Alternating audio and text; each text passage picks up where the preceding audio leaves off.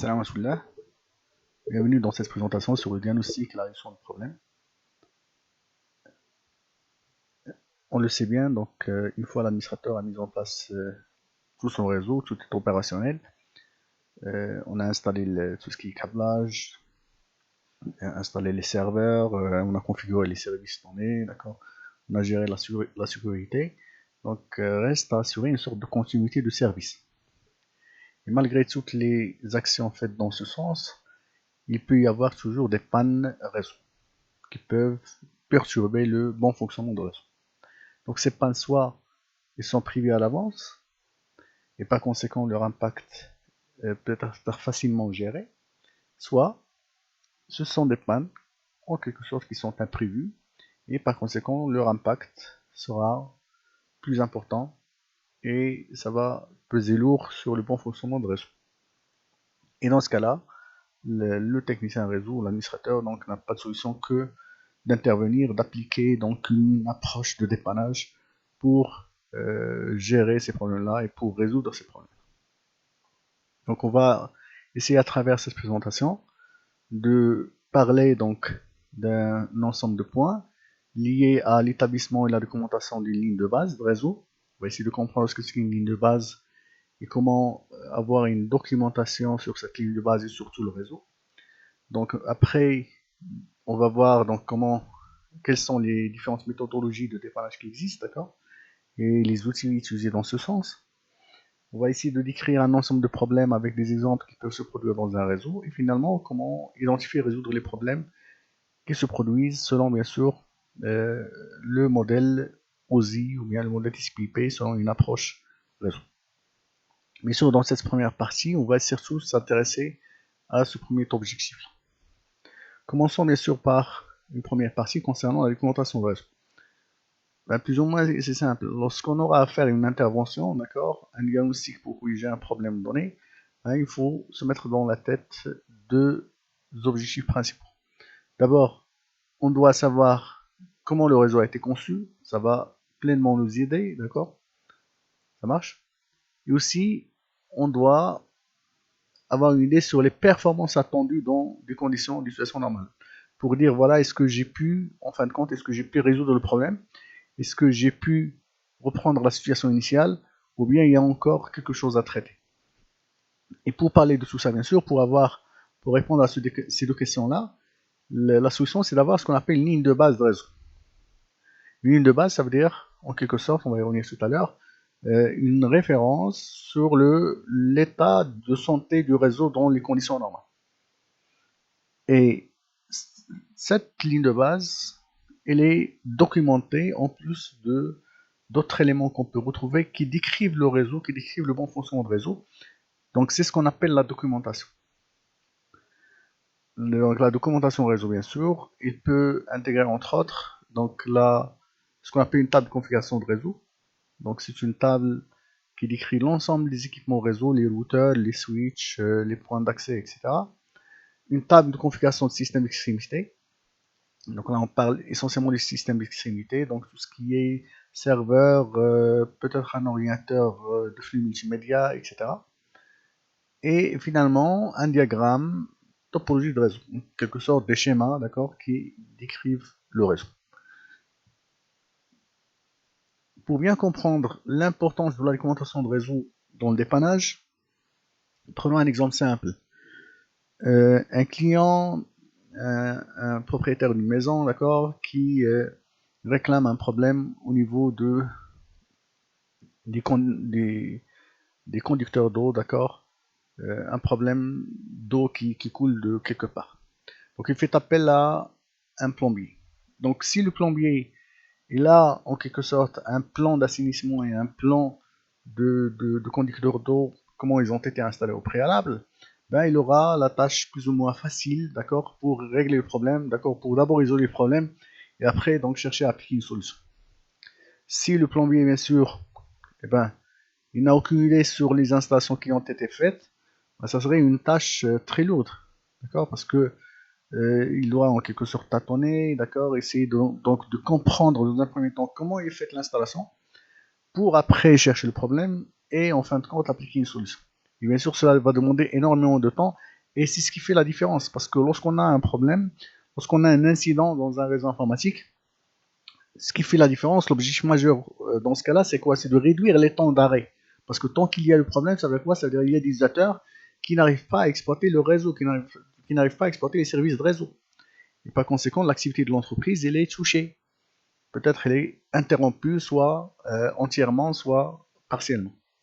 Donc on cherche toujours à réduire les temps d'arrêt, et là c'est l'importance. Il y a cette importance de quoi? De la documentation de réseau. Donc ici on a un petit exemple d'une table de configuration réseau, donc une table où on décrit, on a un ensemble d'informations sur les équipements réseau, les routeurs, les switches, etc. Ici par exemple, donc j'ai voilà le routeur qui identifie pas le nom R1, d'accord, et ça c'est la marque, ça c'est le modèle, d'accord. Les différentes interfaces que contient l'équipement, leurs adresses max s'il y en a, d'accord, leurs adresses de couche 3, que ce soit des adresses IPv4, des adresses IPv6, les protocoles de routage qui sont activés, etc. Un autre exemple ici concernant les switches, et ainsi de suite. Pour ce qui est de la table de documentation d'un système d'extrémité, des périphériques finaux, d'accord, donc on y décrit principalement les serveurs et les systèmes finaux, donc les soi-disant les plus importants qui surtout hébergent donc des applications qui consomment de la bande passante, d'accord, qui influencent le bon fonctionnement de réseau. Donc je prends un petit exemple ici, par exemple ici j'ai une machine, d'accord, qui s'appelle SRV1, donc qui joue le rôle de serveur web et de serveur TFTP, donc il fonctionne sous Unix. Ça c'est son adresse IP, d'accord, sa passerelle, son adresse serveur DNS, ce qu'il héberge comme service, etc. Finalement, donc, la documentation réseau doit aussi inclure, entre autres, une topologie de réseau, d'accord. Bien sûr, après, on va voir qu'il peut y avoir ce qu'on appelle une topologie physique, comme une topologie logique, ou bien un schéma physique et un schéma logique. Donc ici, par exemple, c'est un diagramme topologique, d'accord, dans lequel je peux identifier les équipements, leurs connexions physiques, d'accord, leurs connexions logiques, d'accord, qu'est-ce qu'ils utilisent comme protocole, d'accord, leurs adresses IP, que ce soit encore une fois adresse IPv4 ou adresse IPv6, etc. Donc moi, en tant que technicien réseau, ou en tant qu'administrateur, en ayant toutes ces informations-là, je peux rapidement et facilement intervenir pour, bien sûr, isoler le problème et régler les problèmes qui peuvent survenir dans un réseau. Passons maintenant à la deuxième partie de la présentation qui concerne ce qu'on appelle la ligne de base. Alors, qu'est-ce qu'on veut dire par la ligne de base? Donc, la ligne de base, c'est en quelque sorte un ensemble d'informations qui décrivent l'état de santé d'un réseau dans des conditions normales. D'accord? Donc, je prends un petit exemple pour simplifier la chose. Pour une maman, d'accord, le fait de dire est-ce que mon bébé il est en bonne santé ou est-ce qu'il souffre d'un problème, est-ce qu'il est malade, d'accord, il doit toujours avoir dans sa tête une sorte de référence. Donc, et la référence c'est quoi? C'est un ensemble d'informations, d'accord, et si vous voulez, d'indicateurs sur l'état de santé de son bébé. Par exemple, mon bébé, donc lorsqu'il est bien, lorsqu'il est dans un état normal, donc il a une température par exemple de 37 degrés, donc il est de bonne humeur, il dort énormément pendant la journée, d'accord, il mange très bien, etc. Si à un moment donné, il reprend ces mêmes indicateurs et qu'il constate une sorte d'écart au niveau de ces indicateurs-là, ça veut dire qu'il y a un problème. Si par hasard, à un moment donné, d'accord, dans la journée, il prend donc la température de son enfant, il se retrouve avec par exemple 39 degrés ou 40. Si par exemple il est de mauvaise humeur tout le temps, s'il ne dort pas bien, s'il ne mange pas bien, ça veut dire quoi? Ça veut dire que il y a quelque chose qui cloche, que peut-être mon bébé n'est pas en bonne santé. Et même en lui, je sais pas, décrivant un ensemble donc je sais pas, de médicaments ou quelque chose comme ça, d'accord? Donc à quel moment on va se dire voilà, mon bébé maintenant il va bien, il a repris donc sa bonne santé. Alors, toujours en se basant sur quoi? Sur le modèle de base, sur la référence, ben, c'est la même chose au niveau d'un réseau. Donc, un réseau, il a un état de santé, il a un ensemble d'indicateurs qui nous décrivent le bon fonctionnement de réseau dans des situations normales, dans des conditions normales. Ben, on doit inscrire et consigner toutes ces conditions-là, tous ces indicateurs-là, et ça va nous aider à avoir une sorte de référence pour tout ce qui est à venir en cas de dépannage, en cas d'intervention sur un produit. Donc, la ligne de base va vous permettre de répondre à un ensemble de questions. Par exemple, le réseau peut-il se conformer aux stratégies identifiées, d'accord? Si par exemple on me demande, je sais pas, de mettre en place un nouveau service ou quelque chose comme ça, bon, je dois être capable de dire est-ce que le réseau est-ce qu'il est capable de prendre en charge tel service, de prendre en charge telle charge réseau, etc. Comment je vais répondre à ça? Sur la base de quoi? Sur la base de la ligne de base. Je peux répondre à un ensemble de questions. Quelle partie de réseau est la plus utilisée? Quelle est la moins utilisée? D'accord? Parce que j'ai un ensemble d'indicateurs qui me décrivent le réseau tout le temps. D'accord? Et là, j'insiste encore une fois sur l'importance des outils de supervision et du principe de supervision de réseau. D'accord? Parce que le monitoring vous permet d'avoir de telles informations de manière aisée, de manière automatisée. Par exemple, quels seuils d'alerte doivent être définis pour les périphériques devant être surveillés? Et justement, lorsqu'on a parlé de la supervision, lorsqu'on parle de la supervision de réseau informatique, on insiste sur le fait de configurer ce qu'on appelle les trappes.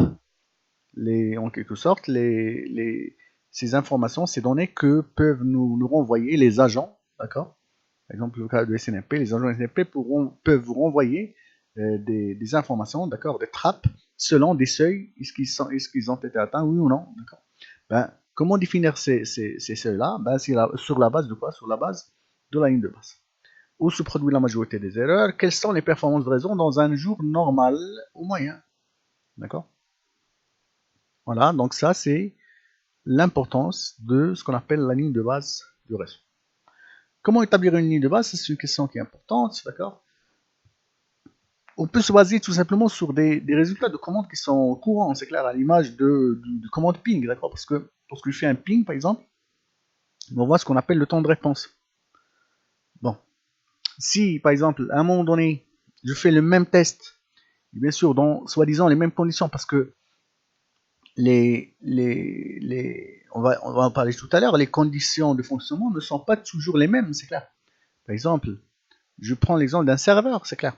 Un serveur, il peut être en surcharge pendant du période du mois, du période d'année, et normalement, peut-être elle est moins utilisée dans d'autres périodes, dans d'autres mois, c'est clair. Donc, ce n'est pas toujours, je ne peux pas avoir toujours la même régularité au niveau si vous voulez, des statistiques et des indicateurs. Donc, si je fais le même test à des moments où je dois avoir les mêmes conditions et que je me retrouve avec un temps de réponse qui est, par exemple, égal à, je sais pas, 6 millisecondes ou quelque chose comme ça, cela dit qu'il y a un problème qui cloche. Je dois essayer de comprendre parce que là, l'écart entre un indicateur déjà consigné et un nouveau indicateur, elle est flagrant. Voilà, donc là, c'est le ping, par exemple, je prends aussi l'exemple de quoi? Du traçage. D'accord? Donc, tout ça, ce sont des commandes qui sont courantes que je peux utiliser pour mettre en place, si vous voulez, un exemple de ligne de base. Ben, sinon, il faut faire appel aux outils professionnels et surtout les outils de supervision. Il y en a pas mal d'ailleurs, d'accord, qui vous permettent d'avoir des informations qui sont correctes et surtout, ils vous permettent d'avoir des informations qui sont prises tout le temps, c'est clair, sur des fréquences données, d'accord. Par exemple, ici, donc, un graphique d'utilisation de processeur pour euh, sur une moyenne de 5 minutes, sur une moyenne de 2 heures, sur une moyenne de 30 minutes, etc. C'est clair. Donc, il n'y a pas mieux qu'un logiciel de supervision qui peut vous aider dans cette tâche et vous donner donc une telle ligne de base. Donc, pour la planification, bien sûr, de la première ligne de base, parce que la première fois, vous devez mettre en place ces références-là, d'accord, il y a un ensemble de points à prendre en compte. D'accord. Principalement, le choix de type de données à collecter. D'accord. Ça veut dire quelles données et quel indicateur je vais recenser sur les équipements. D'accord. C'est un petit peu comme dans le cas de supervision, puisqu'on en a déjà parlé. Donc, il ne doit pas y avoir énormément d'indicateurs, jusqu'à devenir donc jusqu'à ce que la supervision en quelque sorte ou bien la collecte perd son sens, il ne doit pas y avoir un nombre d'indicateurs qui est minime, d'accord, qui est inférieur à ce qui est nécessaire. Voilà. Après, donc, il faut choisir quel périphérique et quel port sur lequel je vais baser ma ligne de base.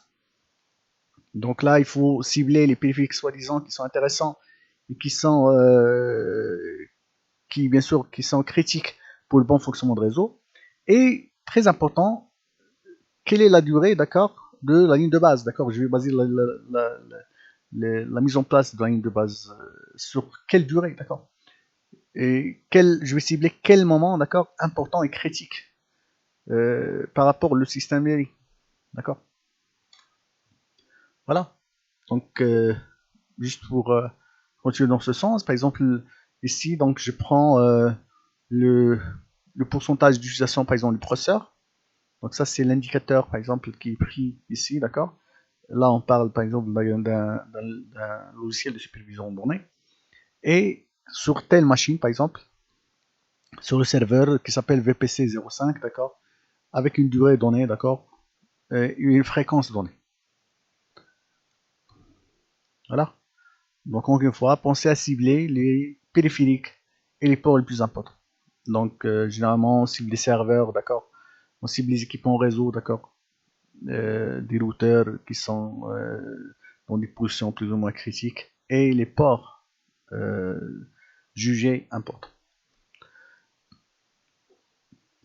Et bien sûr, finalement, bien sûr, prendre en compte la durée de la ligne de base. Définir une sorte de ligne de base, d'accord. Parce que si je me mets là, par exemple, d'accord, et que j'essaie d'interpréter le fait que le taux d'utilisation, par exemple, processeur ici pour un serveur donné, d'accord, il a atteint, je sais pas, les 46%, ou bien les 48%. Ben, je dois essayer de comprendre pourquoi après, d'accord. Parce que si je prends le même test à un autre moment et je dis, voilà, ben ici, par exemple, il y a un taux d'utilisation qui est égal peut-être à 5%, quelque chose comme ça. Est-ce que c'est normal? Ben, il faut se dire pourquoi.